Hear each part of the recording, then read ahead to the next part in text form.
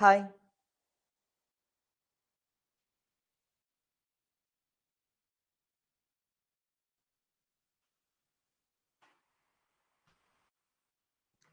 Hi.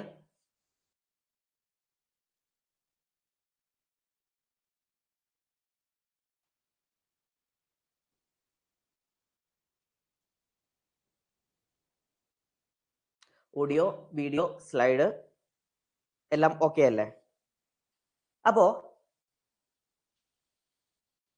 ഇന്ന് നമ്മൾ discuss ചെയ്തുകൊണ്ടിരിക്കുന്നത് കഴിഞ്ഞ ദിവസം നമ്മൾ സ്റ്റാർട്ട് ചെയ്തിട്ടുണ്ടായിരുന്ന കേരളത്തിലെ നദികളാണ്. അപ്പൊ ഈ കേരളത്തിലെ നദികളുടെ നെക്സ്റ്റ് സെഷനാണ് ഇന്ന് നമ്മൾ ഡിസ്കസ് ചെയ്യുന്നത്.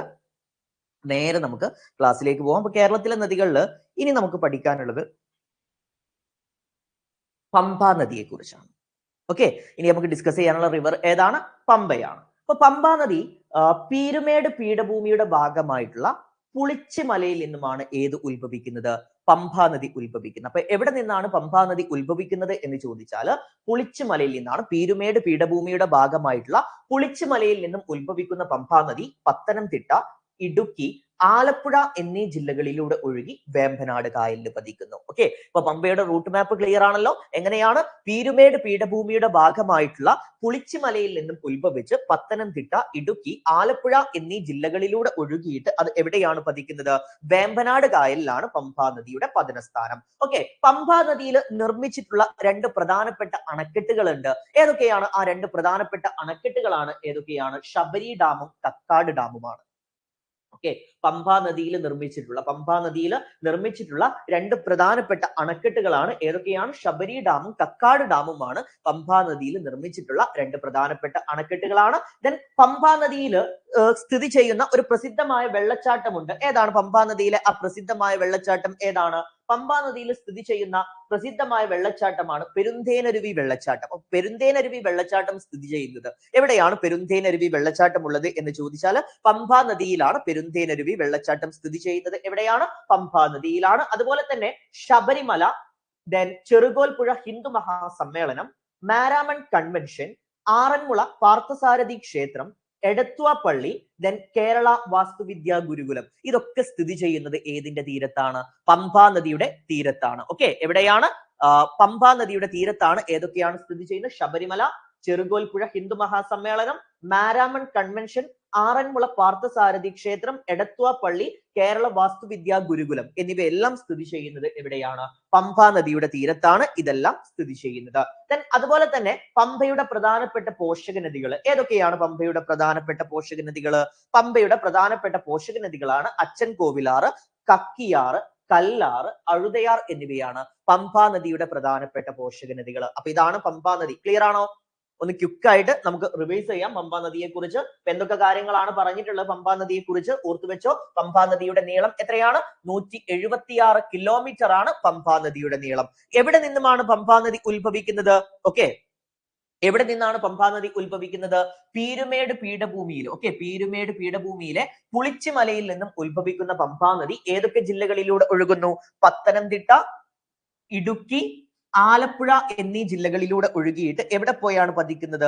വേമ്പനാട് കായലിൽ പോയിട്ടാണ് ഏത് പതിക്കുന്നത്? പമ്പാ നദി പതിക്കുന്നത്. ഓക്കെ, ദെൻ പമ്പാ നദിയിൽ നിർമ്മിക്കപ്പെട്ടിട്ടുള്ള രണ്ട് പ്രധാനപ്പെട്ട ഡാമുകൾ ഏതൊക്കെയാണ്? ശബരി ഡാം ഉണ്ട്, കക്കാട് ഡാം ഉണ്ട്. ദെൻ പമ്പാ നദിയിലെ പ്രധാന വെള്ളച്ചാട്ടമാണ് ഏതാണ്? പെരുന്തേനരുവി വെള്ളച്ചാട്ടം. ദെൻ പമ്പാ നദിയുടെ തീരത്തുള്ള പ്രധാന നിർമ്മിതികൾ ഏതൊക്കെയാണ്? ശബരിമല, ചെറുകോൽപ്പുഴ ഹിന്ദു മഹാസമ്മേളനം നടക്കുന്നത് പമ്പാ നദിയുടെ തീരത്താണ്. മാരാമൺ കൺവെൻഷൻ നടക്കുന്നത് എവിടെയാണ്? പമ്പാ നദിയുടെ തീരത്താണ് മാരാമൺ കൺവെൻഷൻ നടക്കുന്നത്. ദെൻ ആറന്മുള പാർത്ഥസാരഥി ക്ഷേത്രം, എടത്വ പള്ളി, കേരള വാസ്തുവിദ്യാ ഗുരുകുലം, ഇതൊക്കെ എവിടെയാണ് സ്ഥിതി ചെയ്യുന്നത്? പമ്പാ നദിയുടെ തീരത്താണ്. അപ്പൊ ഇത്രയും കാര്യങ്ങൾ ക്ലിയർ ആണോ പമ്പാ നദിയെ കുറിച്ച്? പമ്പാ നദിയെ കുറിച്ച് ഇത്രയും കാര്യങ്ങൾ ഓക്കെ ആണോ? ക്ലിയർ ആണോ?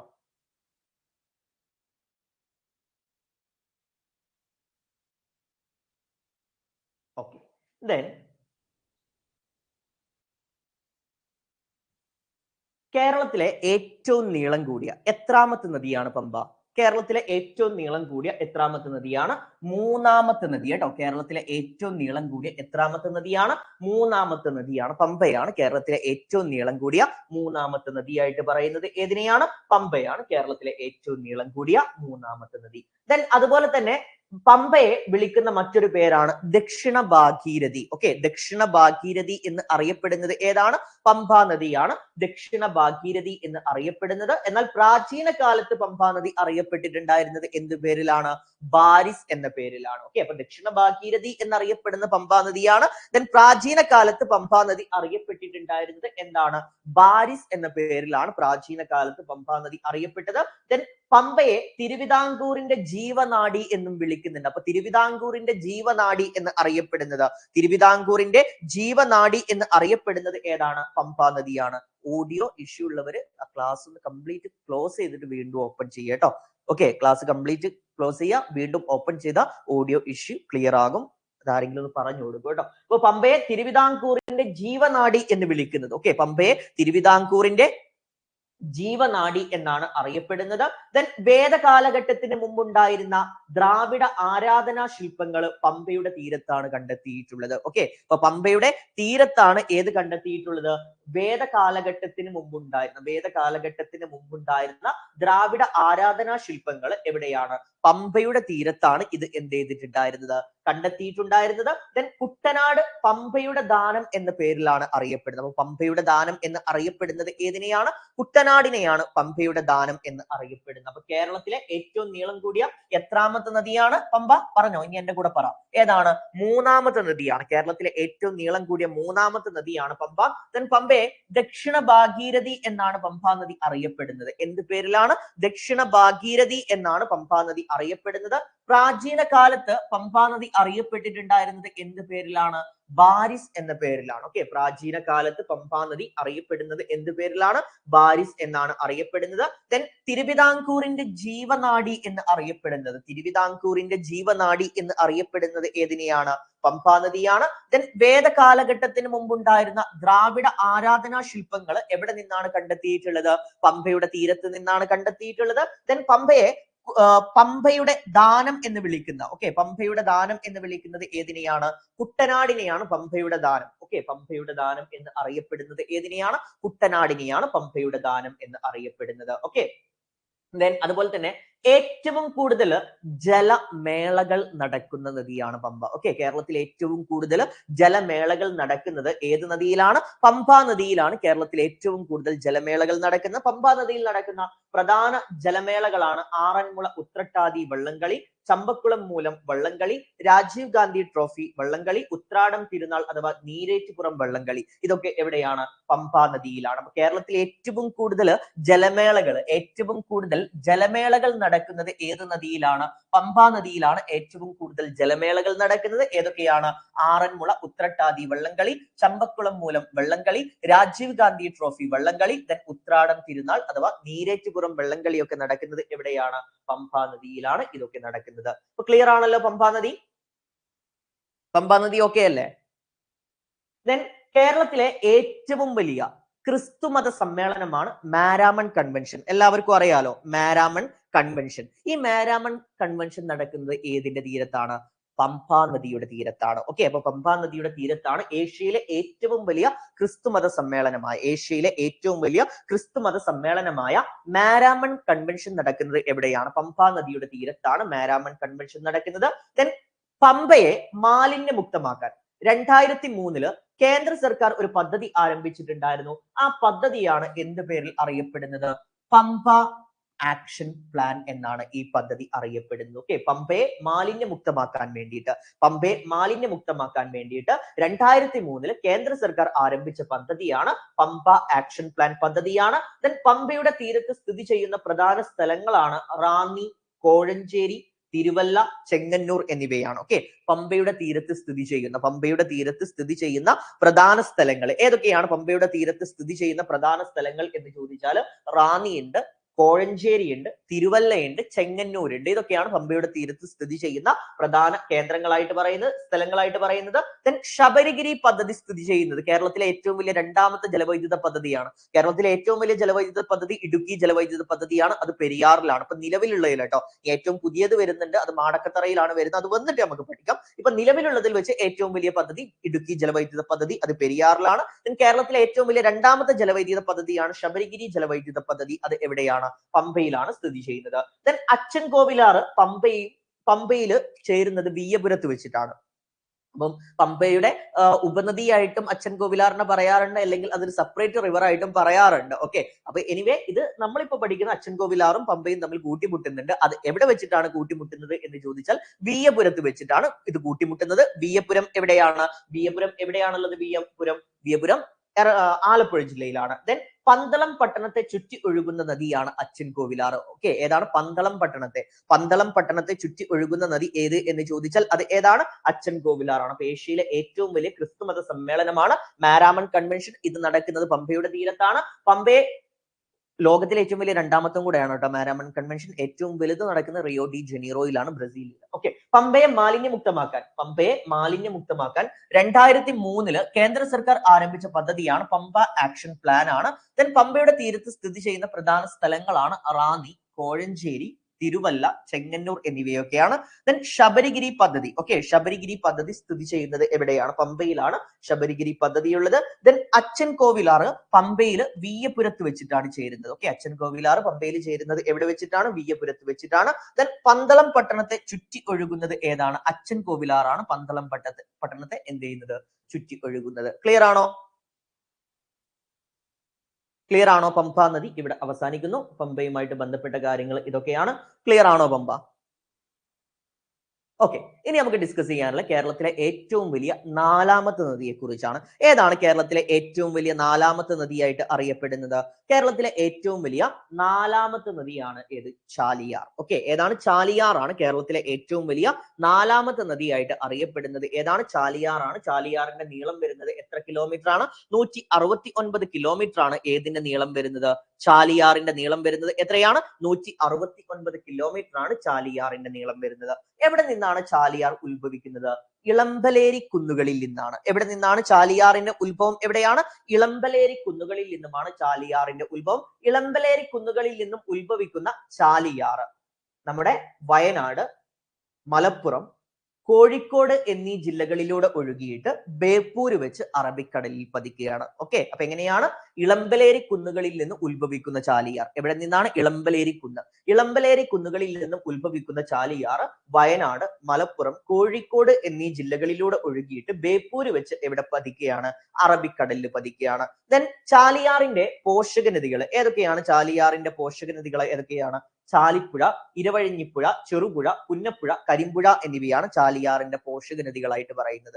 ഓക്കെ, ഏതൊക്കെയാണ് ചാലിയാറിന്റെ പോഷക നദികൾ? ഏതൊക്കെയാണ്? ചാലിപ്പുഴ, ഇരവഴിഞ്ഞിപ്പുഴ, ചെറുപുഴ, പുന്നപ്പുഴ, കരിമ്പുഴ എന്നിവയാണ് ചാലിയാറിന്റെ പോഷക നദികളായിട്ട് പറയുന്നത്. ദെൻ കേരളത്തില് സ്വർണ്ണ നിക്ഷേപം കണ്ടെത്തിയിട്ടുള്ള നദിയാണ് ചാലിയാർ. ഓക്കെ, കേരളത്തിലെ എന്ത് കണ്ടെത്തിയിട്ടുള്ള? സ്വർണ്ണ നിക്ഷേപം കണ്ടെത്തിയിട്ടുള്ള നദിയാണ് ചാലിയാറാണ്. ദെൻ അതുപോലെ തന്നെ കേരളത്തിലെ തേക്കിൻ കാടുകളിലൂടെ ഒഴുകുന്ന നദി. കേരളത്തില് തേക്കിൻ കാടുകളിലൂടെ കനോലി തേക്കിൻ കാട് എല്ലാവർക്കും അറിയാമല്ലോ, നിലമ്പൂരുള്ള കനോലി തേക്കിൻ കാടുകളിലൂടെ ഒഴുകുന്ന നദിയാണ് ചാലിയാറാണ്. ദെൻ അതുപോലെ തന്നെ കല്ലായി ചാലിയാറിന്റെ തീരത്താണുള്ളത്. ശരിക്കും എന്താന്ന് വെച്ച് കഴിഞ്ഞാല് കല്ലായി കംപ്ലീറ്റ്ലി ചാലിയാറിന്റെ തീരത്ത് എന്ന് പറയാൻ പറ്റില്ല. കല്ലായിപ്പുഴ എന്ന് പറയുന്ന വേറൊരു പുഴ തന്നെയുണ്ട്, ചാലിയാർ വേറെ തന്നെയുണ്ട്. അപ്പൊ രണ്ടിനെയും കണക്ട് ചെയ്തുകൊണ്ട് ഒരു തോടുണ്ട്. ആ തോടൊക്കെ കല്ലായി സമീപത്ത് കൂടെ പോകുന്നത് കൊണ്ട് രണ്ട് ഭാഗമാണ്. ഒരു കല്ലായി ടൗണിന്റെ രണ്ട് ഭാഗത്ത് കൂടെയാണ് ചാലിയാറും അതുപോലെ തന്നെ ഏതും പോകുന്നത്, കല്ലായിപ്പുഴയും പോകുന്നത്. സോ ഒരിക്കലും കല്ലായിപ്പുഴയും ചാലിയാറും ഒന്നാണ് എന്ന് തെറ്റിദ്ധരിക്കരുത്. കല്ലായിപ്പുഴ വേറെ തന്നെയുണ്ട്, ചാലിയാർ വേറെ തന്നെയുണ്ട്. ഓക്കെ, അപ്പൊ ഈ കല്ലായി എന്താണ്? തടി വ്യവസായത്തിന് പ്രസിദ്ധമായ സ്ഥലമാണ്. അത് ഏറ്റവും കൂടുതൽ കല്ലായിപ്പുഴ തന്നെയാണ് ആ കാര്യത്തിൽ എന്തുള്ളത്, 1ാം സ്ഥാനത്തുള്ള കേട്ടോ. അത് വേറെ തന്നെയാണ് കല്ലായിപ്പുഴ. ഒരിക്കലും കല്ലായിപ്പുഴയും ചാലിയാറും ഒന്നാണ് എന്ന് തെറ്റിദ്ധരിക്കരുത് കേട്ടോ. അപ്പൊ ഏതാണ്? ചാലിയാറിന്റെ നീളം എത്രയാണ്? 169 കിലോമീറ്റർ ആണ്. ദെൻ എവിടെ നിന്നാണ് ഉത്ഭവിക്കുന്നത്? ഇളമ്പലേരി കുന്നുകളിൽ നിന്നാണ് ഇത് ഉത്ഭവിക്കുന്നത്. ഇളമ്പലേരി കുന്നുകളിൽ നിന്ന് ഉത്ഭവിക്കുന്ന ചാലിയാർ വയനാട്, മലപ്പുറം, കോഴിക്കോട് എന്നീ ജില്ലകളിലൂടെ ഒഴുകിയിട്ട് ബേപ്പൂര് വെച്ച് അറബിക്കടലിൽ പതിക്കുകയാണ്. ദെൻ ഇതിന്റെ പോഷക നദികളാണ് ചാലിപ്പുഴ, ഇരവഴിഞ്ഞിപ്പുഴ, ചെറുപുഴ, പുന്നപ്പുഴ, കരിമ്പുഴ. ഈ ചാലിപ്പുഴയിലാണ് കേരളത്തിലെ പ്രസിദ്ധമായ തുഷാരഗിരി വെള്ളച്ചാട്ടം ഉള്ളത് കേട്ടോ. അതായത് നമ്മുടെ ചാലിയാറിന്റെ പോഷക നദിയായിട്ടുള്ള ചാലിപ്പുഴയിലാണ് പ്രസിദ്ധമായ ഏത് വെള്ളച്ചാട്ടം ഉള്ളത്? തുഷാരഗിരി വെള്ളച്ചാട്ടം ഉള്ളത്. സ്വർണ്ണ നിക്ഷേപം കണ്ടെത്തിയിട്ടുള്ള നദിയാണ് ഏത്? ചാലിയാർ. നിലമ്പൂർ തേക്കിൻ കാടുകളിലൂടെ ഒഴുകുന്ന നദിയാണ് ചാലിയാർ. ദെൻ കല്ലായി ചാലിയാറിന്റെ തീരത്ത് സ്ഥിതി ചെയ്യുന്നുണ്ട്. ചാലിയാറിന്റെ തീരത്ത് എന്ന് പറയുമ്പോൾ കംപ്ലീറ്റ് കല്ലായി പുഴയും എന്തുണ്ട്? കല്ലായിപ്പുഴയും കല്ലായിലൂടെയാണ് ഒഴുകുന്നത്. ദെൻ ചാലിയാർ കല്ലായിയുടെ ചെറിയൊരു സൈഡിലൂടെ ഒഴുകുന്നുണ്ട്. ഈ കല്ലായി എന്ന് പറയുന്ന സ്ഥലം എന്തിനു പ്രസിദ്ധമായിട്ടുള്ളതാണ്? കല്ലായി എന്ന് പറയുന്ന സ്ഥലം എന്തിനാണ് പ്രസിദ്ധമായിട്ടുള്ളത്? തടി വ്യവസായത്തിനാണ് കല്ലായി പ്രസിദ്ധമായിട്ടുള്ളത്. ക്ലിയർ ആണോ? ഈ പറഞ്ഞ കാര്യങ്ങൾ ഓക്കെയാണോ? ഇതിന്റെ മറ്റു പോയിന്റ്സിലേക്കൊക്കെ പോകണം നമുക്ക്. ഓക്കെ.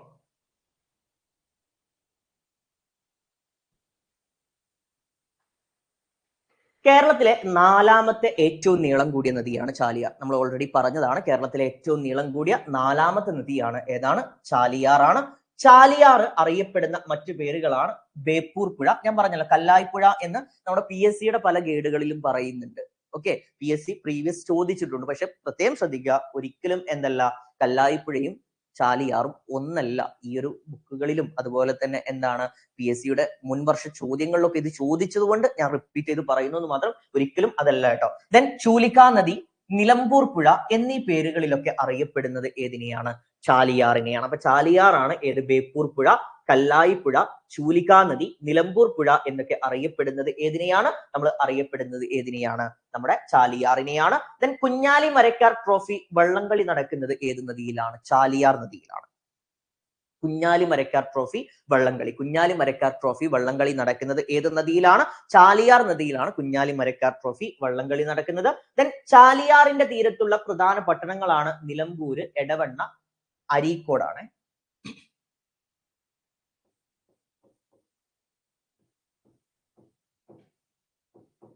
ഓക്കെ, നിലമ്പൂര്, എടവണ്ണ, അരീക്കോട്, ബേപ്പൂര്, ഫറൂഖ് എന്നിവയാണ് ഏത്?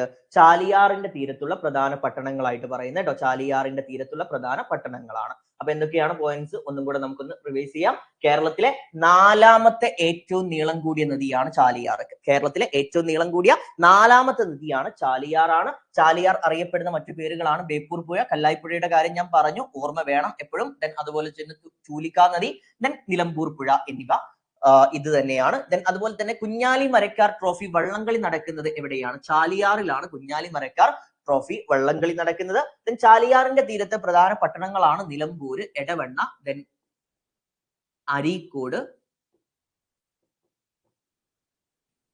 ബേപ്പൂര്, ഫറൂഖ് എന്നിവയാണ് ചാലിയാറിന്റെ തീരത്തുള്ള പ്രധാന പട്ടണങ്ങൾ. അപ്പൊ മറക്കണ്ട, ഏതൊക്കെയാണ്? ചാലിയാറിന്റെ തീരത്തെ പ്രധാന പട്ടണങ്ങളാണ് നിലമ്പൂര്, എടവണ്ണ, അരീക്കോട്, ബേപ്പൂര്, ഫറൂഖ് എന്നിവയാണ് ചാലിയാറിന്റെ തീരത്തുള്ള പ്രധാന പട്ടണങ്ങൾ. ക്ലിയർ ആണോ? അപ്പൊ ചാലിയാർ, ഇപ്പൊ നമ്മള് പമ്പാ നദി പറഞ്ഞു, ചാലിയാർ പറഞ്ഞു. ചാലിയാറിന്റെ കൂടെ നമുക്ക് ഒരാളെയും കൂടെ പഠിക്കാനുണ്ട്. ചാലിയാർ നദിയുമായിട്ട് ബന്ധപ്പെട്ട് തന്നെ പഠിക്കാനുള്ളതാണ്. ഏതാണ് ചാലിയാറിന്റെ കൂടെ പഠിക്കാനുള്ള മറ്റൊരാളാണ്? ഏതായിരിക്കും? ചാലിയാർ പഠിക്കുമ്പോൾ അതിന്റെ കൂടെ പഠിക്കാനുള്ള മറ്റൊരു ടോപ്പിക്കാണ് ഏതാണ്? ചാലിയാർ ലഹള. ഓക്കെ, ചാലിയാർ പഠിക്കുമ്പോൾ, ചാലിയാർ നദിയെ കുറിച്ച് പഠിക്കുമ്പോൾ എന്തും പഠിക്കണം? ചാലിയാർ ലഹളയെ കുറിച്ചും പഠിക്കണം. ഓക്കെ, ഇപ്പൊ ചാലിയാർ ലഹളയെ കുറിച്ച് പഠിക്കുന്ന സമയത്ത് കേരളത്തില് വായു ജല മലിനീകരണത്തിനെതിരെ നടന്ന ആദ്യ ലഹളയാണ് ഏത്? ചാലിയാർ ലഹളയാണ്. ഓക്കെ, കേരളത്തില് വായു ജല മലിനീകരണത്തെ കുറിച്ച് അല്ലെങ്കിൽ കേരളത്തിലെ വായു ജല മലിനീകരണത്തിന് എതിരെ നടന്ന ആദ്യത്തെ ലഹളയാണ് ഏതാണ്? ചാലിയാർ ലഹളയാണ്. ഓക്കെ, ചാലിയാർ ലഹളയ്ക്ക് നേതൃത്വം നൽകിയിട്ടുണ്ടായിരുന്നത് ആരാണ്? KA റഹ്മാനാണ്. ചാലിയാർ ലഹളക്ക് നേതൃത്വം നൽകിയിട്ടുണ്ടായിരുന്നു. ചാലിയാർ ലഹളക്ക് നേതൃത്വം നൽകിയിട്ടുണ്ടായിരുന്ന ആരാണ്? KA റഹ്മാനാണ് ചാലിയാർ ലഹളക്ക് നേതൃത്വം നൽകിയിട്ടുണ്ടായിരുന്നത്. ദെൻ ചാലിയാറിനെ മലിനമാക്കിയത് മാവൂരിലെ ഗോളിയോർ റയോൺസ് ഫാക്ടറി ആയിരുന്നു. ഓക്കെ, അപ്പം ആരാണ് ചാലിയാറിനെ മലിനമാക്കിയത്? ഓക്കെ, ചാലിയാറിനെ മലിനമാക്കിയിട്ടുണ്ടായിരുന്നത് ആര് എന്ന് ചോദിച്ചാൽ ചാലിയാറിനെ മലിനമാക്കിയിട്ടുണ്ടായിരുന്നത് മാവൂർ ഗോളിയോറോൺസ് ഫാക്ടറിയാണ് ചാലിയാറിനെ മലിനമാക്കിയിട്ടുണ്ടായിരുന്നത്. എന്നാൽ ഇപ്പൊ നിലവില് കേരളത്തിലെ ഏറ്റവും മലിനീകരിക്കപ്പെട്ടിട്ടുള്ള നദി ചാലിയാറാണോ? ഏതാണ്? നിലവില് ഇപ്പൊ കേരളത്തിലെ ഏറ്റവും മലിനീകരിക്കപ്പെട്ടിട്ടുള്ള നദി ഏതാണ്? നിലവില് കേരളത്തിലെ ഏറ്റവും മലിനീകരിക്കപ്പെട്ടിട്ടുള്ള നദിയായിട്ട് പറയുന്നത് ഏതാണ്? കല്ലായിപ്പുഴയാണ്. ഓക്കെ, ഏറ്റവും ലേറ്റസ്റ്റ് ആയിട്ടുള്ള കണക്കുകൾ പ്രകാരം കേരളത്തിലെ ഏറ്റവും മലിനീകരിക്കപ്പെട്ടിട്ടുള്ള നദിയായിട്ട് പറയുന്നത് ഏതാണ്? കല്ലായിപ്പുഴയാണ്. എന്നാൽ കേരളത്തിലെ ഏറ്റവും ശുദ്ധമായ നദിയായിട്ട് പറയുന്നത് ഏതാണ്? മലിനീകരണം ഏറ്റവും കുറവുള്ള നദി, കേരളത്തിൽ മലിനീകരണം ഏറ്റവും കുറവുള്ള നദിയായിട്ട് ഇപ്പൊ പറയുന്നത് ഏതിനെയാണ്? അത് കുന്തിപ്പുഴ തന്നെയാണ്. ഇപ്പോഴും നല്ല കുറെ കാലമായിട്ട് ആ കാര്യത്തിൽ ആര് തന്നെയാണ് മുന്നിൽ?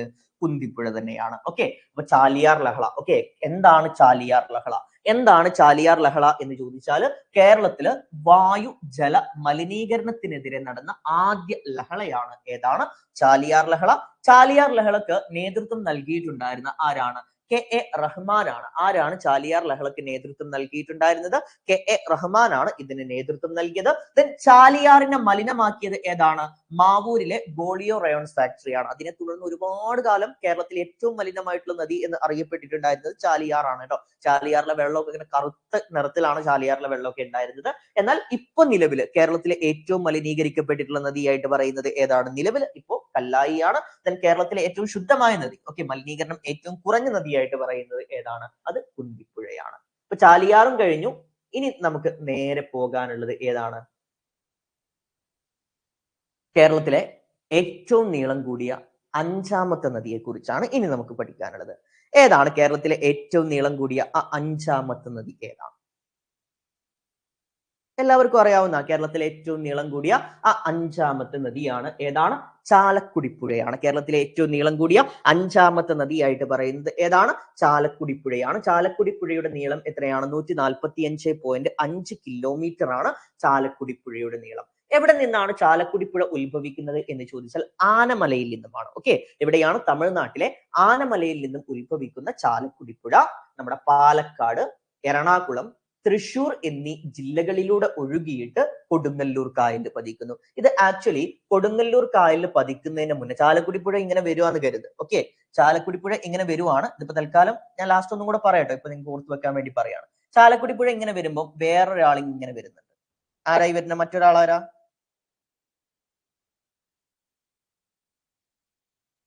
അറിയാവോ? ചാലക്കുടിപ്പുഴ ഇങ്ങനെ വരുമ്പോഴേ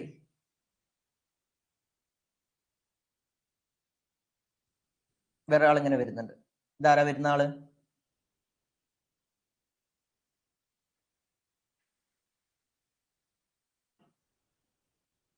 ഇതാണ്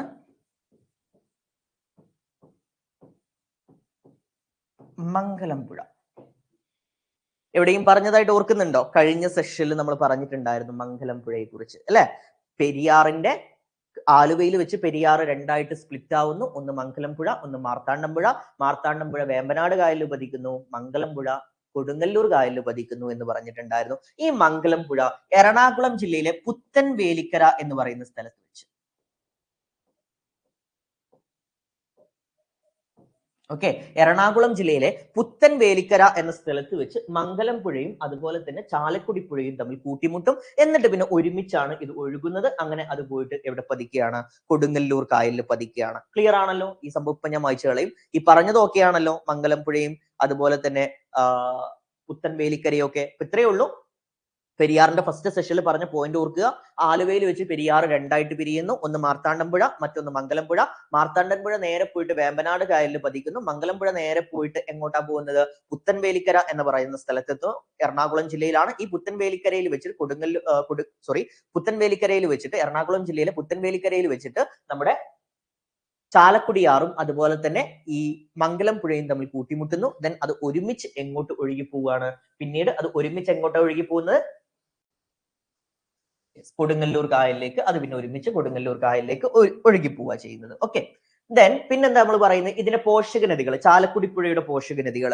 ചാലക്കുടിപ്പുഴയുടെ പോഷക നദികളാണ് ഏതൊക്കെയാണ്? പറമ്പിക്കുളം, കുരിയാർകുട്ടി, ഷോളയാറ്, കാരപ്പാറ, ആനക്കയം എന്നിവയൊക്കെയാണ് ചാലക്കുടിപ്പുഴയുടെ പോഷക നദികളായിട്ട് പറയുന്നത് കേട്ടോ. ചാലക്കുടിപ്പുഴയുടെ പോഷക നദികളാണ് പറമ്പിക്കുളം, കുരിയാർകുട്ടി, ഷോളയാറ്, കാരപ്പാറ, ആനക്കയം എന്നിവയാണ് ഇതിന്റെ പോഷക നദികളായിട്ട് പറയുന്നത്. ദെൻ പോഷക നദികളായിട്ട് പറയുന്ന എന്താണ്? പറമ്പിക്കുളം, കുരിയാർകുട്ടി, ഷോളയാറ്, കാരപ്പാറ, ആനക്കയം എന്നീ നദികൾ കൂടിച്ചേർന്നിട്ടാണ് ചാലക്കുടിപ്പുഴ രൂപപ്പെടുന്നത് എന്നും പറയുന്നുണ്ട്. ഓക്കെ, ദെൻ അതുപോലെ തന്നെ ഇതിലെ പ്രധാനപ്പെട്ട വെള്ളച്ചാട്ടങ്ങൾ, ചാലക്കുടിപ്പുഴയിലാണ് കേരളത്തിലെ ഏറ്റവും വലിയ വെള്ളച്ചാട്ടമായിട്ടുള്ള ആതിരപ്പള്ളിയും അതുപോലെ തന്നെ വാഴച്ചാലും പെരിങ്ങൽകൂത്തും. കേരളത്തിലെ ഏറ്റവും വലിയ വെള്ളച്ചാട്ടം ആതിരപ്പള്ളി, ദെൻ അതുപോലെ തന്നെ വാഴച്ചാല്, ദെൻ അതുപോലെ തന്നെ പെരിങ്ങൽകൂത്ത്. ഈ വെള്ളച്ചാട്ടങ്ങളൊക്കെ സ്ഥിതി ചെയ്യുന്നത് എവിടെയാണ്? ചാലക്കുടിപ്പുഴയിലാണ്. ഓക്കെ, ഈ വെള്ളച്ചാട്ടങ്ങളൊക്കെ സ്ഥിതി ചെയ്യുന്നത് എവിടെയാണ്? ചാലക്കുടിപ്പുഴയിലാണ്. ദെൻ ചാലക്കുടിപ്പുഴയിൽ നിർമ്മിക്കപ്പെട്ടിട്ടുള്ള പ്രധാന ജലവൈദ്യുത പദ്ധതികളാണ് ഏതൊക്കെയാണ്? പെരിങ്ങൽകുത്ത് ജലവൈദ്യുത പദ്ധതിയും ഷോളയാർ ജലവൈദ്യുത പദ്ധതിയുമാണ് ചാലക്കുടിപ്പുഴയിൽ നിർമ്മിക്കപ്പെട്ടിട്ടുള്ള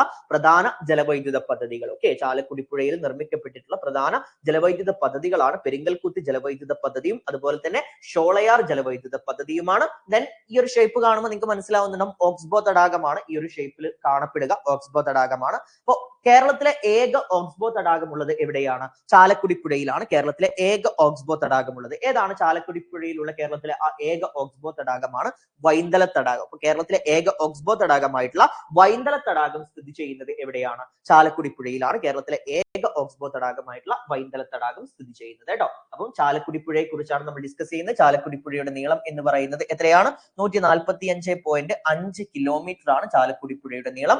ദെൻ തമിഴ്നാട്ടിലെ ആനമലയിൽ നിന്നും ഉത്ഭവിക്കുന്ന ചാലക്കുടി പുഴയാണ് ഏതൊക്കെയാണ്? പാലക്കാട്, എറണാകുളം, തൃശൂർ ജില്ലകളിലൂടെ ഒഴുകിയിട്ട് കൊടുങ്ങല്ലൂർ കായലിൽ പതിക്കുകയാണ് ഇത് ചെയ്യുന്നത്. ദെൻ ഇതിന്റെ പോഷക നദികളാണ് പറമ്പിക്കുളം, കുരിയാർകുട്ടി, ഷോളയാറ്, കാരപ്പാറ, ആനക്കയം. ഈ നദികൾ കൂടി ചേർന്നിട്ടാണ് ചാലക്കുടിയാറ് രൂപപ്പെടുന്നത്.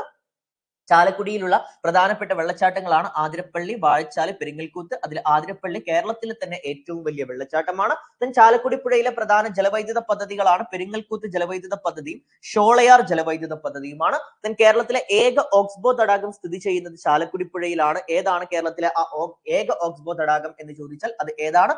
വൈന്തല തടാകമാണ് കേട്ടോ. ഓക്കെ, ദെൻ ക്ലിയർ ആണല്ലോ? ഈ സ്ലൈഡിൽ പറഞ്ഞ കാര്യങ്ങളൊക്കെ ഓക്കെ ആണല്ലോ? ഓക്കെ അല്ലേ? നെക്സ്റ്റ്, കേരളത്തിലെ 5ാമത്തെ ഏറ്റവും നീളം കൂടിയ നദിയാണ് ചാലക്കുടി പുഴ. നമ്മൾ പറഞ്ഞു കേരളത്തില് ജൈവ വൈവിധ്യം ഏറ്റവും കൂടുതലുള്ളത്. ഓക്കെ, കേരളത്തില് ജൈവ വൈവിധ്യം ഏറ്റവും കൂടുതലുള്ള നദിയാണ് ചാലക്കുടി പുഴ. അതുപോലെ തന്നെ കേരളത്തിലെ ഏറ്റവും കൂടുതൽ മത്സ്യസമ്പത്തുള്ളതും എവിടെയാണ്? ചാലക്കുടി പുഴയിലാണ്. കേരളത്തിലെ ഏറ്റവും കൂടുതൽ ജൈവ വൈവിധ്യമുള്ളതും കേരളത്തിലെ ഏറ്റവും കൂടുതൽ മത്സ്യസമ്പത്തുള്ളതും ഏതാണ്? ചാലക്കുടി പുഴയിലാണ്. ദെൻ തുമ്പൂർ മൊഴി ഡാം നിർമ്മിക്കപ്പെട്ടിട്ടുള്ളത് ചാലക്കുടി പുഴയിലാണ്. ജലസേചനത്തിന് വേണ്ടിയിട്ടാണ് ഈ തുമ്പൂർ മൊഴി ഡാം നിർമ്മിക്കപ്പെട്ടിട്ടുള്ളത്. ഓക്കെ, ജലസേചനത്തിനായിട്ട് തുമ്പൂർ മൊഴി ഡാം നിർമ്മിക്കപ്പെട്ടിട്ടുള്ള നദിയാണ് ചാലക്കുടി പുഴയാണ്. Then Nitta gelatin India limited കാരണമുണ്ടായ മലിനീകരണം ഈ നദിക്കുണ്ടായിട്ടുണ്ട് എന്ന് ആരോപിക്കപ്പെട്ട നദിയാണ് ഏത്? ചാലക്കുടി പുഴ. അപ്പൊ ചാലക്കുടി പുഴ മലിനീകരിക്കപ്പെടുന്നു എന്നതിന് പ്രതിസ്ഥാനത്ത് എത്തിയിട്ടുണ്ടായിരുന്ന കമ്പനി, ഏത് കമ്പനിക്കെതിരെയാണ് ഈ ആരോപണം ഉണ്ടായിരുന്നത് എന്ന് ചോദിച്ചാൽ നിറ്റ ജലാറ്റിൻ എന്ന കമ്പനിക്കെതിരെയാണ്. ഓക്കെ, അപ്പൊ നിറ്റ ജലാറ്റിൻ ഇന്ത്യ ലിമിറ്റഡ് എന്ന കമ്പനി കാരണം മലിനീകരിക്കപ്പെട്ടു എന്ന് ആരോപിക്കപ്പെടുന്ന നദി കൂടെയാണ് ഏതാണ്? ഇത്തരം ഒരു ആരോപണം നേരിടുന്ന നദി കൂടെയാണ് ഏതാണ്? നമ്മുടെ ഏത് നദി? നമ്മുടെ ചാലക്കുടി പുഴ കേട്ടോ. അപ്പൊ കേരളത്തിലെ 5ാമത്തെ ഏറ്റവും നീളം കൂടിയ നദിയാണ് ചാലക്കുടി പുഴയാണ്. കേരളത്തിലെ 5ാമത്തെ ഏറ്റവും നീളം കൂടിയ നദി. കേരളത്തില് ജൈവ വൈവിധ്യം ഏറ്റവും കൂടുതലുള്ള നദി, കേരളത്തിൽ ജൈവ വൈവിധ്യം ഏറ്റവും കൂടുതലുള്ള നദിയായിട്ട് പറയുന്ന ചാലക്കുടി പുഴയാണ്. ദെൻ കേരളത്തില് ഏറ്റവും കൂടുതൽ മത്സ്യസമ്പത്തുള്ള നദിയാണ് ഏതാണ്? ചാലക്കുടി പുഴയാണ്. ദെൻ തുമ്പൂർ മൊഴി ഡാം ജലസേചനത്തിനായിട്ട് എവിടെ നിർമ്മിക്കപ്പെട്ടിട്ടുണ്ട്? ചാലക്കുടി പുഴയിൽ നിർമ്മിക്കപ്പെട്ടിട്ടുണ്ട്. Then Nitta gelatin India limited കാരണമുണ്ടായ മലിനീകരണം ആരോപിക്കപ്പെട്ട നദിയാണ് ഏതാണ്? ചാലക്കുടിയാണ്. അപ്പൊ ചാലക്കുടി ക്ലിയർ ആണോ? ചാലക്കുടി പുഴ ക്ലിയർ ആണോ? അപ്പൊ നമ്മള് പമ്പ കഴിഞ്ഞു, ചാലിയാറ് കഴിഞ്ഞു, ചാലക്കുടി കഴിഞ്ഞു. ദെൻ ഇനി നമുക്ക് ഇന്ന് ഒരൊറ്റ റിവറും കൂടെ ഈ ഒരു സെഷനിൽ നമുക്ക് ഡിസ്കസ് ചെയ്യാം. അതാണ് നെയ്യാർ. നെയ്യാർ നദിയുടെ നീളം എന്ന് പറയുന്നത് 56 കിലോമീറ്റർ ആണ്. ഓക്കെ, എത്രയാണ്? നെയ്യാർ നദിയുടെ നീളം എന്ന് പറയുന്നത് എത്രയാണ്?